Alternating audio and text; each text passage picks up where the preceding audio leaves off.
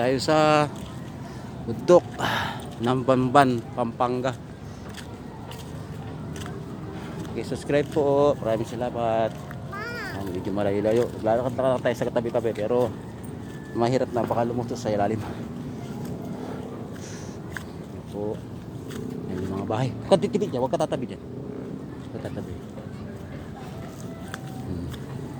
Ito yung mga bahay. Nasa baba.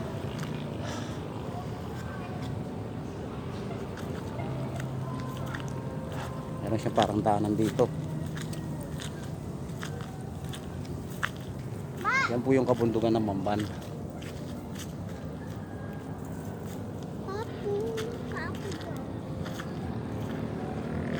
Yeah, yeah.